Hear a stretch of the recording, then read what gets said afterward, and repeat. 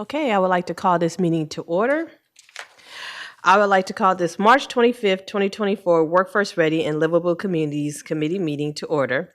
Members of the public may attend this meeting virtually through Microsoft Teams or view the meeting recording by visiting www.tempe.gov/WRLC for more information. It's important to understand that there's no formal votes or decisions for a city's programs, policies, or budgets will happen here.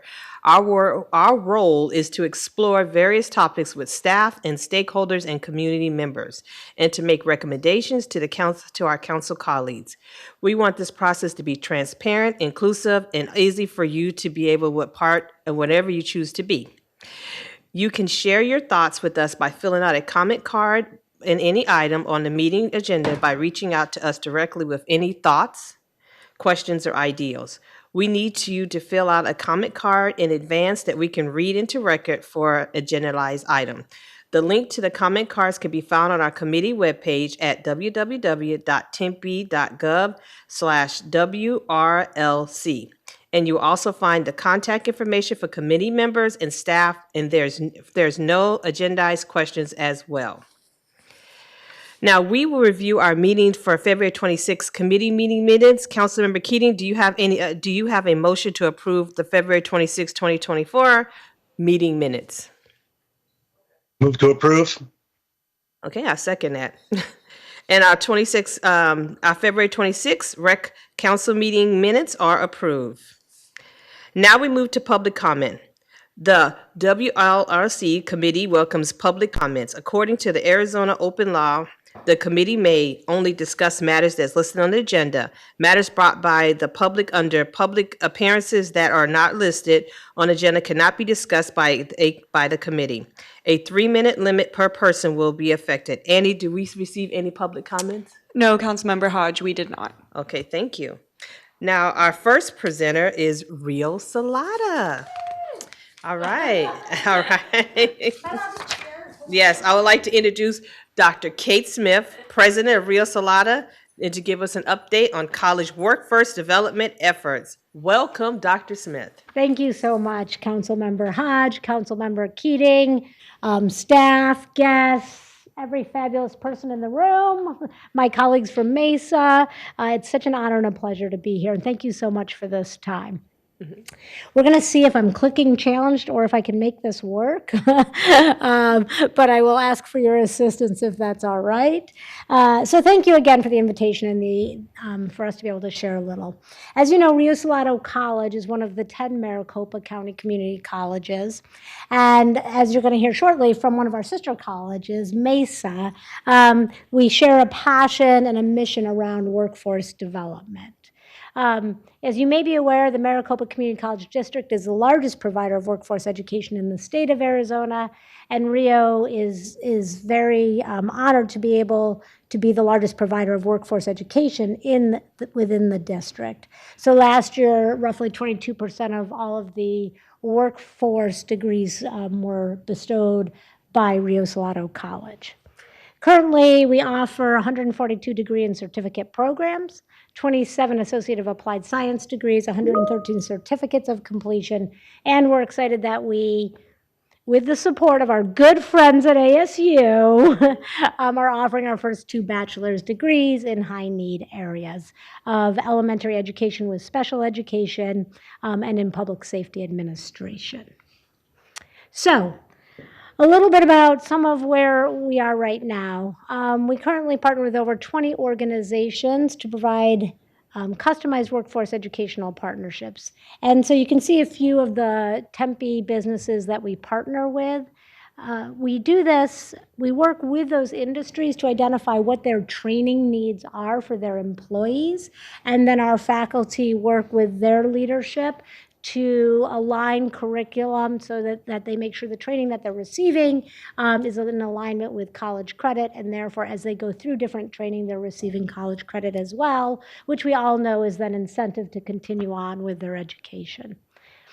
We We've been focused on the semiconductor industry since 2016. We started investing in our faculty to grow some expertise in what we saw was going to be an emerging field.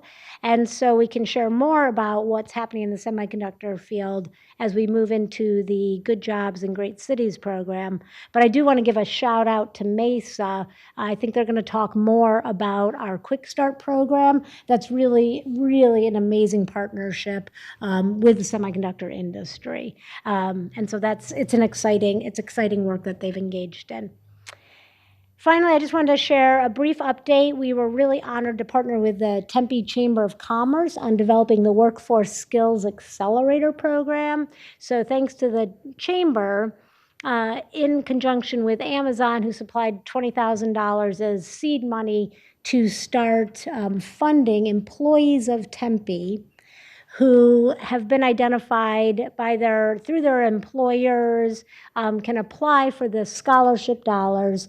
And the focus of this, where this came from, is we had done a survey of all the businesses across Tempe in conjunction with the chamber around micro-credentials. And so when we talk about micro-credentials, I'm not sure if everybody's familiar, but micro-credentials are a term that we use to say, okay, we recognize that a lot of adult learners, even a lot of learners coming out of K-12, cannot necessarily devote full time to going to college and post-secondary education. They might not be able to give 2, 4, 6, 8, 10 years to that, but they might be able to commit to 12 weeks. And so micro-credentials, and again, I'm going to give a shout out to Mesa and Michael Voss, because they've been a part of an initiative across the system to grow our micro-credentials. Within the city of Tempe, we identified from the Tempe employers 3 micro-credentials to start with to offer through this accelerator. So they were asking, the top ones were data analytics, business entrepreneurship, and then customer service. So that's what we've begun with. Those are open, and we're excited about where that work is going to go with the accelerator, with the support from our friends at Amazon. We also just want to give a quick update, council members Hodge and Keating. We've been partnering with the Society of Cable Telecommunications Engineers to offer a pathway in broadband telecommunications. We've been partnering with our sister institutions. We're highlighting South Mountain on the slide, but also with Phoenix College, who the president of Phoenix is doing double duty with Mesa and Phoenix, is here with us. We work with our residents who are working to get their high school equivalency right now, or working on their English language skills. And we wrap around them while they're working on those and enroll them in 4-credit programming at the same time in a micro-credential or certificate program. We do it with South Mountain and in construction trades. We do medical assisting with Phoenix College. We do semiconductor industry. So there's a whole array, so that when these students get their high school equivalency or their skills, they have a higher wage job that they can walk into because they also have a college credential of some sort. Lastly, I'm just going to point out too that we're really excited. We thought it was starting today, but it looks like it's not till Wednesday. So you all are going to get the breaking news here that for the first time with the Arizona Department of Corrections, we're going to be able to offer access to college classes through an online delivery for our incarcerated students. Yeah, isn't that exciting? Come on, that's so good, right? If we're going to get serious about people being able to find a way after they're incarcerated, this is it. It's all through education. Okay, so now I think what you really asked me for, Good Jobs, Great Cities Initiative through the Department of Labor, the Federal Department of Labor. As many of you in the room know, the city of Tempe applied and was chosen as one of the 16 cities from across the country that was accepted for this honor. And so in between ASU and Rio Salado College and the city, we've been working together, and we produced a paper which Councilmember Hodge Councilmember Keating, we have a copy of it for you. For those of you who are attending and have not received this report, We left some copies out there. Unfortunately, they're not the nice, really bound ones, but we made copies. So you can have a look through that. It's excellent research and work that's done, really looking at a map of how we're going to address advanced manufacturing across our city of Tempe. And so I put up here just a map that group created. They've done some excellent work. The next slide is too small for anybody to read, so I can tell you anything I want about it. But what it really is it provides a summary between the Tempe Union High School District, Rio Salado College, and Arizona State University of where and how we can provide education and address all these fields within advanced manufacturing. So provide somewhat of a roadmap to help us all move forward. And then our next steps is that group is convening on March 27th. So we held a very incredible summit not too long ago, and thank you, Councilmember Hodge, for being able to attend and make remarks. And we are looking forward to working alongside the National League of Cities on what our next steps are in building out this incredible synergy that we've now started within advanced manufacturing. I do want to throw in as well, Councilmember Hodge, that because of the incredible work that all these parties have done working together, the synergy, the camaraderie, the collaborativeness, the Department of Labor has asked us and Tempe to apply for funding around apprenticeships and expanding apprenticeships. So very exciting. Yeah, it's really wonderful. I'm just impressed. City of Tempe.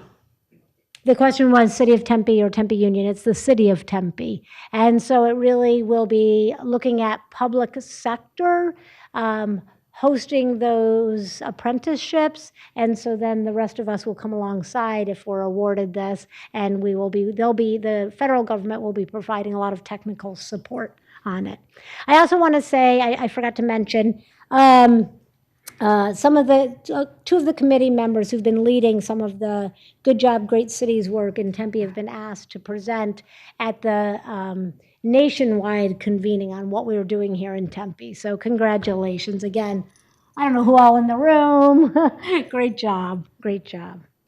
And then finally, Councilmember Hodge, I just wanted to provide an update. I had shared with this committee, I don't know if it was almost 2 years ago now, and obviously things have changed around the Tempe Promise program. So Promise programs are traditionally high school students, as they graduate, there's a pathway for them, last dollar scholarship that they can attend college, community college for free, four-year colleges at no cost to them.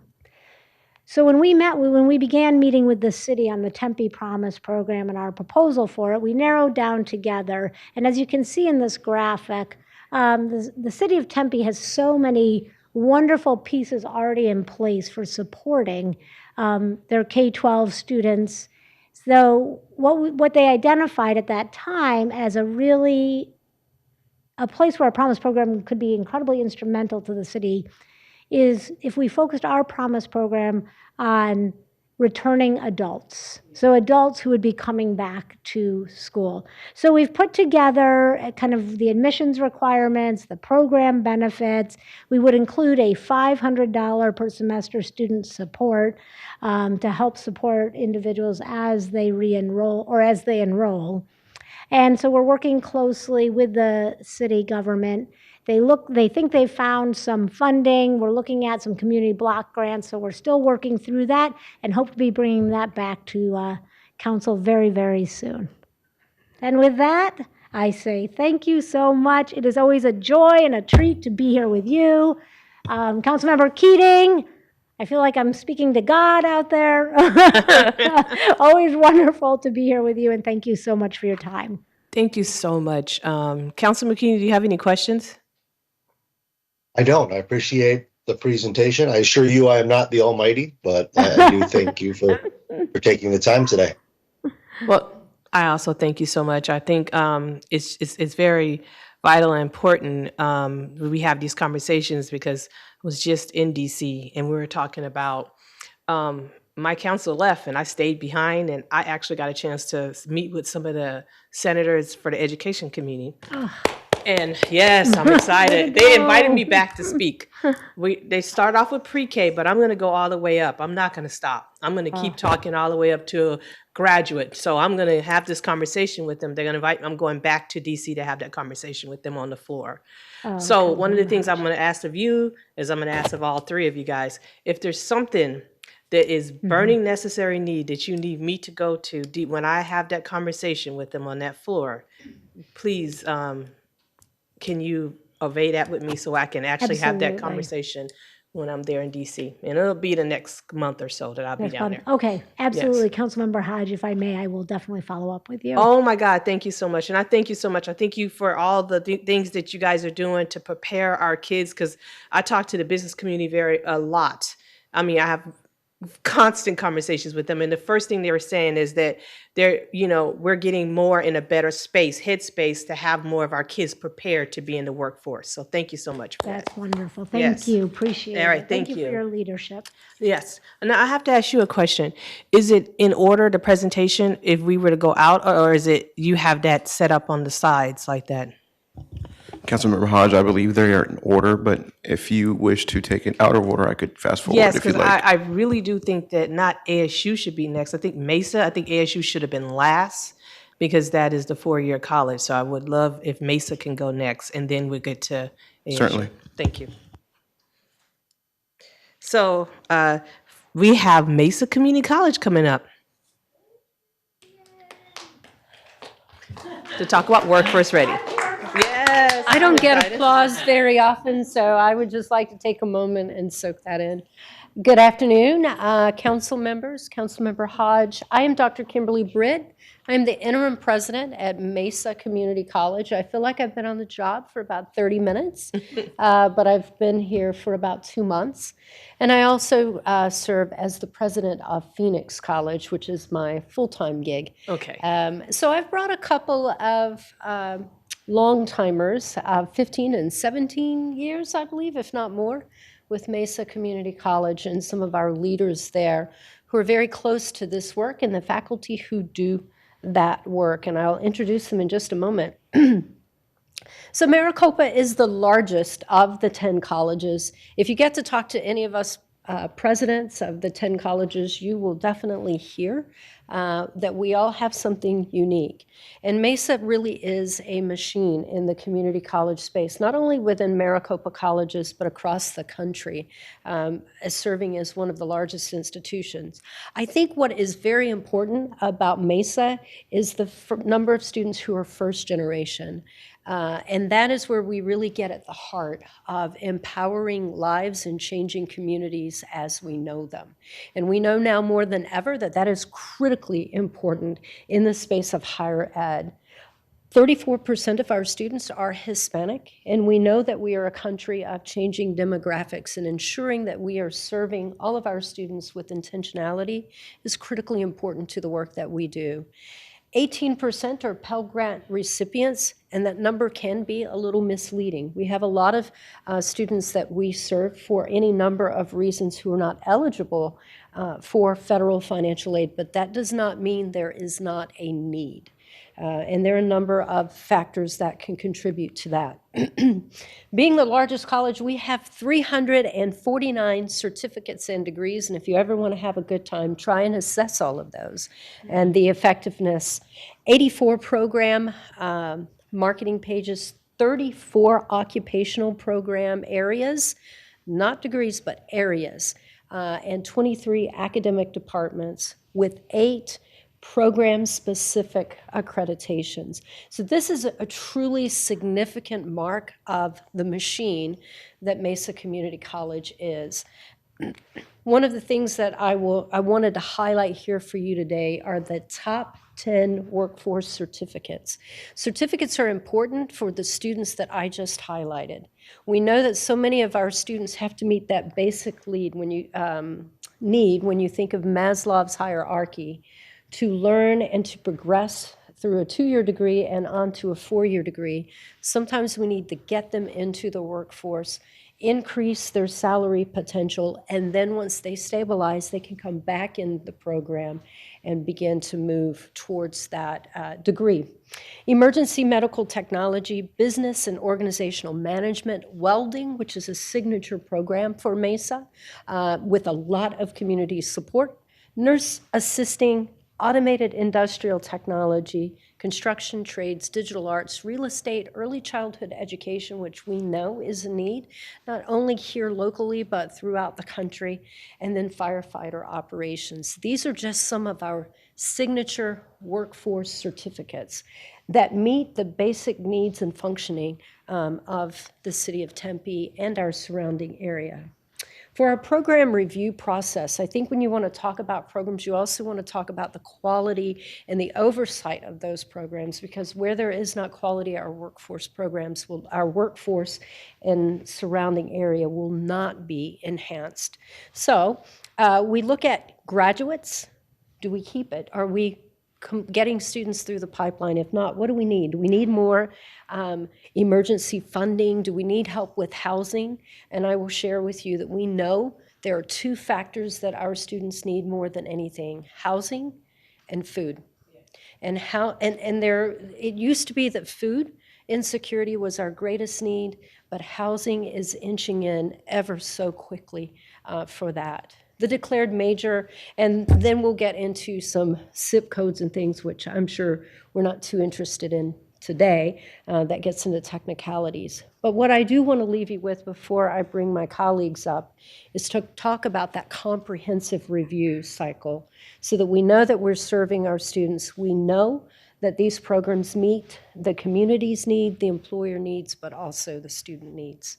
And with that, I want to introduce to you today Dr. Dennis Mitchell, who is our Associate Vice President for Academic Affairs.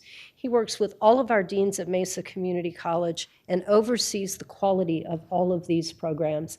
He will be followed by our academic dean, who oversees our career and technical programs primarily, Mr. Michael Voss, who has been in this role and at Mesa for how many years now? 8 years. So with that, I'm going to bring up some really experts Can I here. ask you one question before Yes. you, maybe they're the ones who have to answer this question, but I wanted to go back to the slide when we showed the certificates. Maybe that's a question for them. Yeah, no, yeah, this is it. Yes, this is the one.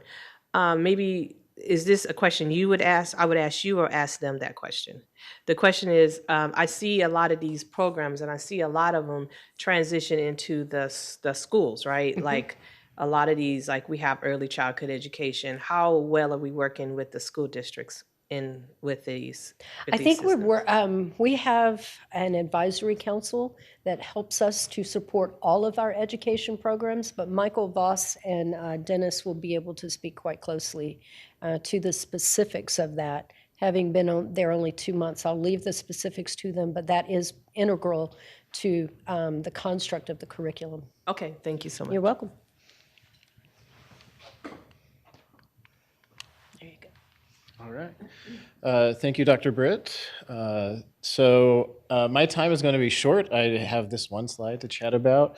MCC has really led the way in this effort we are calling proactive graduation.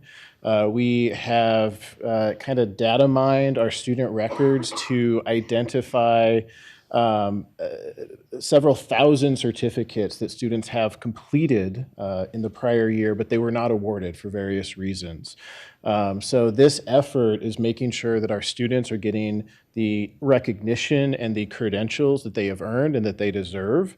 And this has led for the last academic year, MCC, to have the highest award conferral count in its history, even higher than when we had a peak of 10,000 more students than we do back in 2011 or so.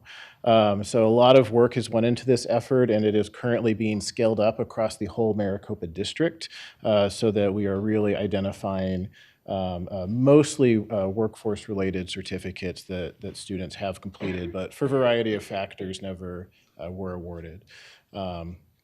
So with that, I'm going to turn it over to Dean Michael I'm gonna ask you a Glass. quick Yep, question yep, before sure. you go, because it's about the certificate ones as you're talking about. I'm gonna ask them, go right back to what I went to, because you know me, I'm a governing board member also, so Yes. I am gonna ask you a lot of questions about when it transitions into schools. So my question on that one is, when you talk about certificates completions and that, how much is that weighed into what I just asked that question about? Our high school kids do certificates too. How much does that tie together? When you do that, does that weigh in? Because you know our child development, they come out with a certificate too. They come out. Does that add on to it? Is that separate? How does that work? We have welding, we have nursing assistant, we have all these digital art. We have a lot of these same ones in our schools, and they get certificates too. So I guess I'm gonna say again, my question is, how does that tie together? Yeah. Yeah. So we have really strong dual enrollment partnerships with Mesa Public Schools, but with some other high schools in the area, even all the way out to West Mech in Buckeye with our welding program out there. So we do have very strong collaboration with the high schools to ensure that we are offering robust dual enrollment, and that feeds into it. We do have high school students who graduate high school with certificates. Yes. We've even had a few graduate with an associate's degree. Little rarer, but it does happen.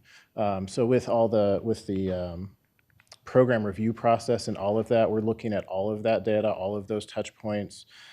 They're part of our advisory committees so that we can make sure those connections are strong and occurring. Okay, because a lot of it, sometimes you have, like, we have welding classes. It may not be a certificate that they might talk about right off the back. So, how do we get that word out to our kids? Because a lot of our kids do a lot of these programs, and they don't know that they can transfer over to the community colleges or to, they have no idea. So how's that? And I know you talked about Mesa, but let me tell you something. I'm Tempe Union, and we have a lot of our kids that go to Mesa Community College. So with whatever you do for Mesa, we hope that you're doing the same for our kids in that area too, because we do a lot. The city of Tempe kids through Tempe Union have a lot of connections to Mesa. That's why you're here today with us with ASU and Rio Salado, because I want to be able to tell the community the connections between the schools. So how is that being conveyed out? Because we don't have that promise like Mesa schools do, and what we have we don't have that promise. So I'm just trying to figure out, how do we connect that maybe without the promise, but connect that to our kids so they do understand that they have the same process and same programs that they can get as your Mesa public schools get, and what they can get with Rio. Yeah. Go for it. Okay, so I misunderstood your question. I was Yes. on the curriculum side instead of the student side. One thing that I would share that we're doing across all 10 colleges is really having a cohesive and strategic look at dual enrollment programming for that very reason. I will share that dual enrollment district-wide, not just at Mesa, but is probably, and I believe Kate would affirm this, our highest segment of student enrollment. So there are two approaches to dual enrollment. We can do the one-offs, or we can do what you're talking about, which is standing up programs and creating the accessible pathways. Yes. So we have a dual enrollment task force that's coming together, and that's looking at concurrent enrollment, dual enrollment, students who are graduating simultaneously in programs like this. The district is actually trying to do that for all 10 colleges. And so some of it will depend on the student. Some of it will depend upon the credentialing of the faculty. So we have certain credentials as higher ed institutions. And so we're working on a comprehensive approach to that, because to your point, that is our area of greatest need and growth for the 10 colleges. So I'm sorry, I misunderstood your question. No, it's okay. Thank you. That's why I thought it was your question, but I wasn't sure.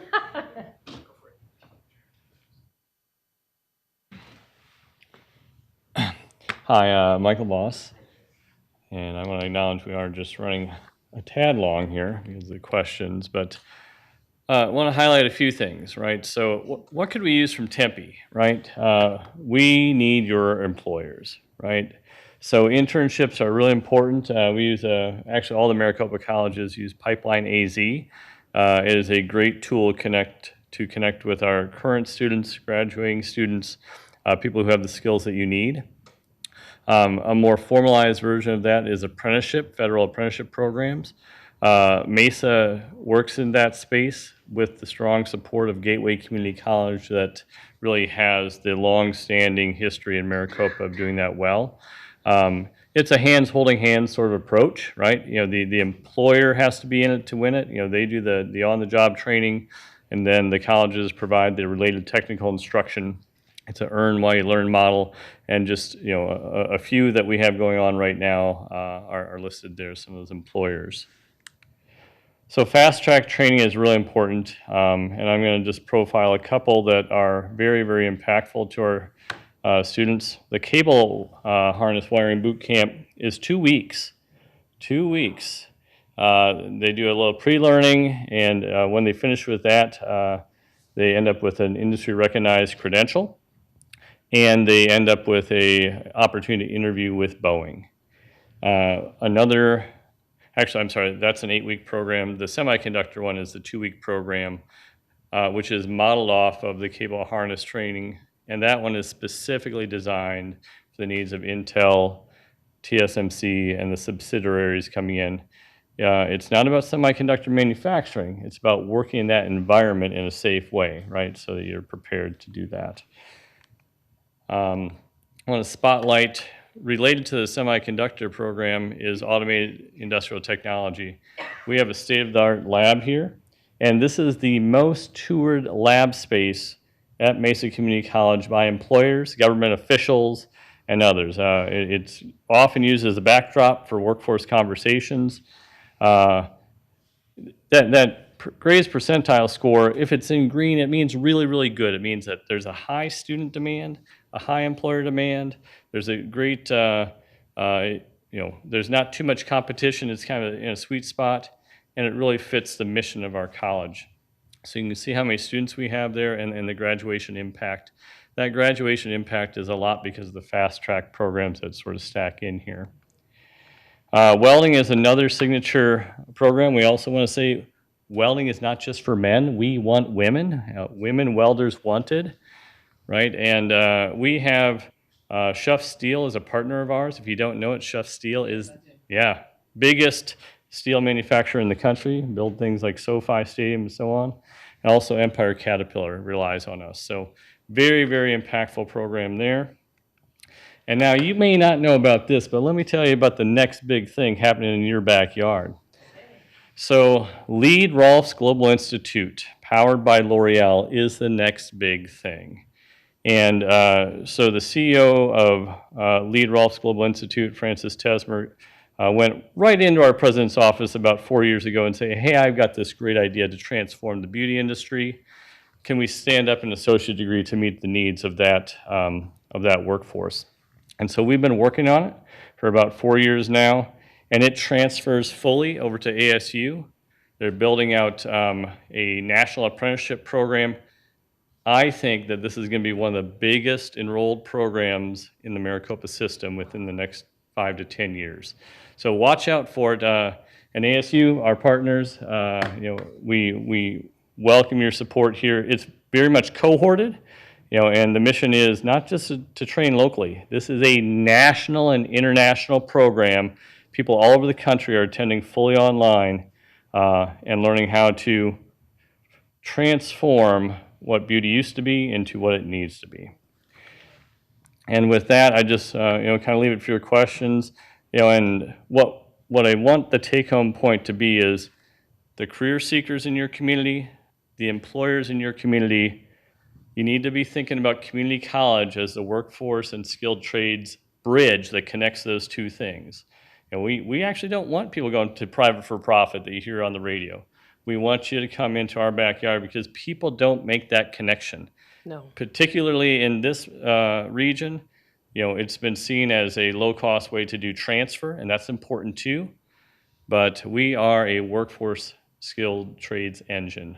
So. Thank you. For one thing, put it on your radar. I want to tour it. Because I've been to Mesa I've toured Mesa several times, but I've never toured that part of it, this workforce skills part of it. So I would love to come in and know welding. And for your part, technically, women welders are better in welding after the second year because they're more precise. That's what I was told by several people. So I'll put that out there in the universe. Also, you're absolutely correct because in this, when it comes to like kids, they don't understand that. They think that the community college is a step between them getting into the university versus looking at it is this is another way they can do their workforce and skills if they're not wanting to go off to a big university or stay in college for a long time. So I think that's something that I can help. I'm going to help as much as I can. I would love to sit down and talk to you guys about that, how I can help to initiate that into our school systems too, because I really want that to be told, and I need that to be out there for our kids to understand.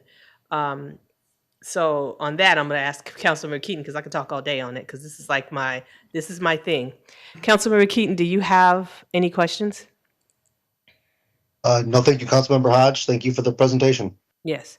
Well, yeah. So I would love to sit down and talk to you guys more on it, on how to help because I talk to the business community very often. I have regular meetings with them on what we need to make sure that we're sustaining the kids coming out of school to be prepared for the workforce. I would love to have that conversation with you to do that because I'm not only just on the school board, I'm also on the statewide part of the school district, on the school board too. So we can get that out there to all of our communities on how to make sure that our kids in Arizona are ready for the workforce. Great. I would love that. Let's do it. Let's do it. Thanks. Thank you. And I want to just tell you, congratulations on, and I know you have a tough job if you're doing an intern at, you're at Mesa and you're also at Phoenix College too at the same time. Oh my gosh. Well, hats off to you. You're welcome. Finally, last but not least, Dr. Quentin Boyce with ASU. Yes.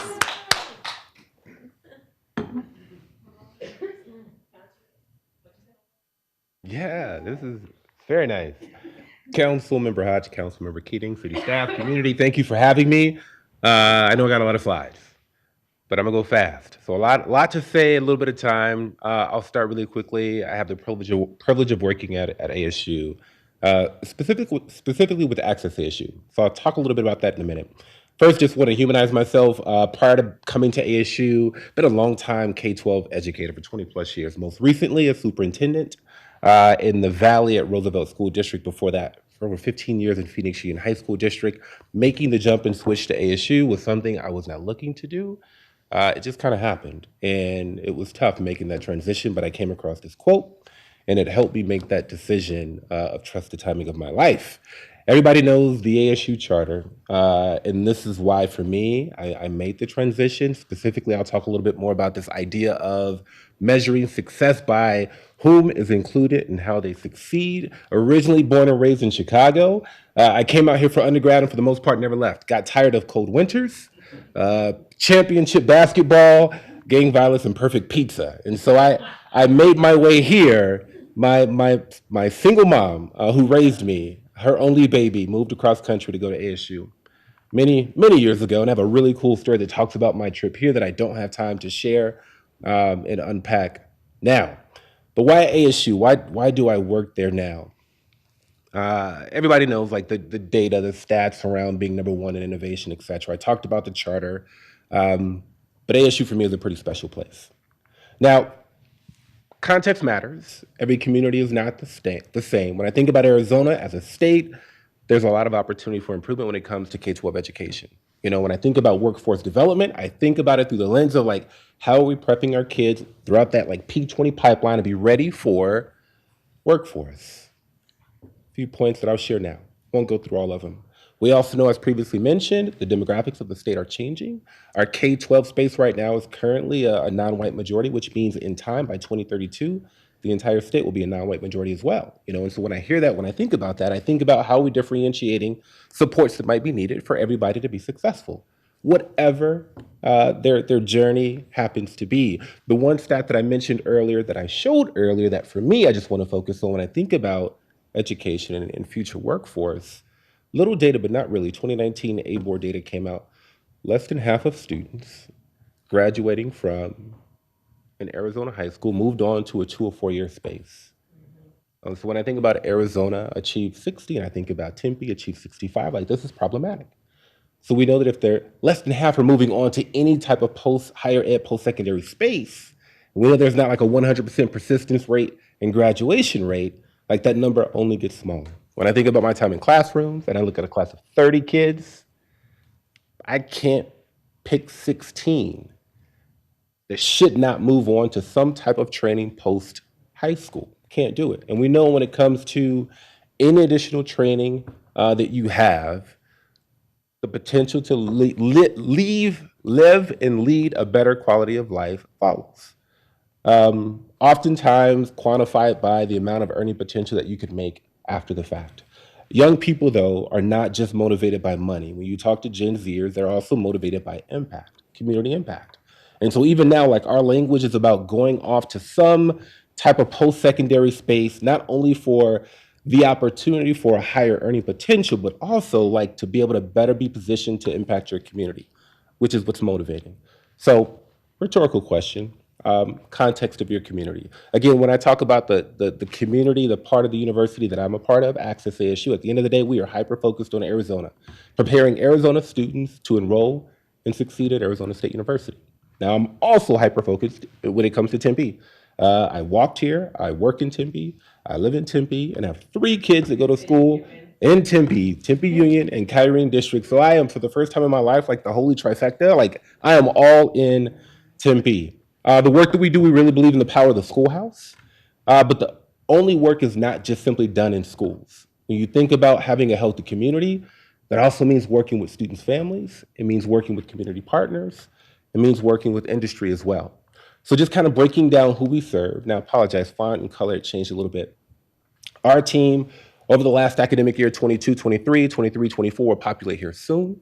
But we work with roughly 66 different schools throughout the Valley, impacted roughly 38,000 students, and a little over 4,000 families that we work with in some type of capacity. When I think about the entire like human spectrum of time, there's something for everybody. Starting out as early as working with little kids through our WeGrad program, formerly known as American Dream Academy, all the way through upskilling, workforce development that we will do with families as well. When we're out in schools, providing academic advising, academic intervention, systems improvement, and then just post-secondary readiness. Again, we work with students, we work with teachers, we work with administrators and leaders as well. When we're out in schools, and we're very active right here in Tempe with Tempe Union, we are in high schools working direct services with students, helping them to understand how to be the best version of their academic self in their current context while thinking about what happens next. I have a team, they're out in the field, and they've really become a part of the ethos of the school communities that they serve. Again, right here in Tempe Union as well. Like I mentioned earlier, this work can't happen if you're just only solely focused on students. So we also focus on families. Many of our families are first gen. They want better for their students. They're there to walk the journey, but sometimes they might not know what should happen next as far as steps. So our program we have, which is called WeGrad, formerly known as American Dream Academy, it's been around for over 16 years, nearly 20 years. And with that, we've had over 500,000 classroom hours with families. Over 70,000 families have been a part of the program, and over 30,000 workshops in the last decade and a half. Just this past academic year, worked with 15 schools in the fall of 22, 15 schools in the spring of 23. By the time we're done with this academic year, 23, 24, the number that we did last year, 30 schools, would be much higher. What we did, and this particular program has been pretty successful. 8-week program.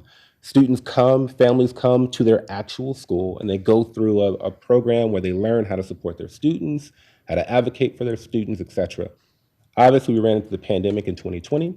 We could not convene anymore, and so our team launched a digital curriculum that we now can send out via text message, which is now on demand, that can help families get the same information in micro doses pretty much on their own schedule.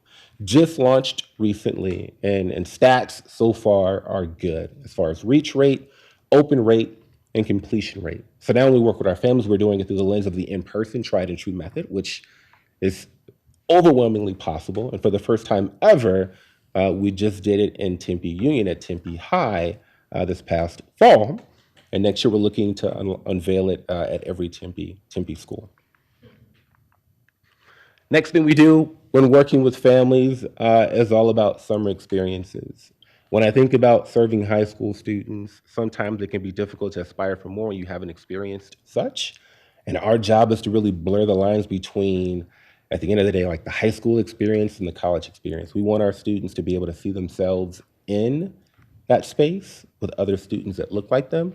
So we run an entire menu, which we're currently gearing up for now, of summer programs, which we will offer to our students grades 8 through 12 around the Valley, again, hyper-focused on Tempe. A lot of the programs are residential, which means they live in dorms for just about a week, which is amazing for them. And it comes with everything you can probably imagine, having a bunch of high school students living in dorms for a week. But it is indeed a remarkable experience. And then the final thing I want to spend some time talking about is our program called Leverage AV, which is all about career pathways. Again, we want to contextualize learning. Now, I went to a Catholic school, K-12. One of the best decisions my mom made growing up on the south side of Chicago, my neighborhood schools didn't look like Tempe Union schools. And so she made the sacrifice of working multiple jobs to send me to private school, which is why now I have the ability to stand in this capacity. Our neighborhood schools, when I talk about Tempe, are amazing options. Gone are the days when I went to school where we had to learn information because Sister Mary fill in the blank said we needed to learn it. And that was good enough then. As an educator, what I know now, like, it's not good enough. Like, you have to contextualize learning, especially when you think about things like math and science, which can be very abstract. And so now we're working with industry partners to bring and contextualize the learning that's happening in the classroom and explore learning outside of the boundaries of the classroom and looking at it through the lens of a real life practitioner.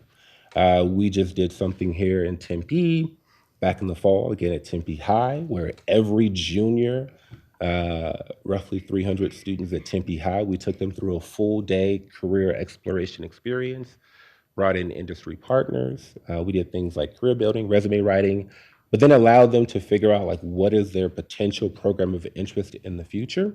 And they got to engage with industry leaders in that particular area and space. The hope is building relationships, building affinity, understanding that they need to continue their education in order to possibly achieve whatever their desired outcome and goal is. So I'm really excited about this particular program, still relatively new, launched just a couple of years ago within the university. But again, it's contextualizing the learning, which we're telling students you need to learn through the lens of understanding what it means to be ready and prepared for career. So again, this is our mission, hyper-focused on our Arizona students. Now, Arizona, ASU will bring students in from across the entire planet. The little team that I'm a part of, we are all about Arizona, hyper-focused on Arizona. And again, myself personally, I am in on all things Tempe. So the school is the core of what we do. Everything else we understand we have to provide supports for as well. And just to kind of highlight some of the things that we've done just recently in Tempe, and partnering with College Connect, we got into every high school in Tempe. I think it's really important, again, to remove the barriers, blur the lines between high school and post-secondary. I got a high school kid at Corona right now. Like, I have multiple degrees and she's a sophomore. When it comes time for her, which is right around the corner, to start planning for college and actually filling out applications, like, I'm gonna look at our team for help. And I've been through the system. And so we're trying to remove as many barriers as possible. With the help of College Connect, we went into every Tempe Union high school through a government class, which all seniors have to take. And we helped them turn by turn fill out applications, obviously with an affinity for Arizona State University. But if they said, hey, I want to go to U of A, we're like, done. Go to uofa.edu. I imagine that's the website. And we helped them work through it. If they wanted to go to one of our Maricopa community colleges, like, let's help you get a plan. So we did that back in the fall, and it went really well. Like, it was perfectly imperfect. So perfectly imperfect that we went back this spring, and we just did it last month. We went back in every classroom again, and we helped our students fill out their FAFSA. Again, we know everything that's going on right now with FAFSA,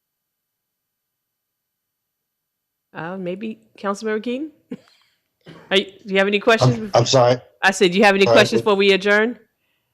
No, I don't. Thank you. Okay, so we adjourn this meeting. Thank you, guys. Have a wonderful day.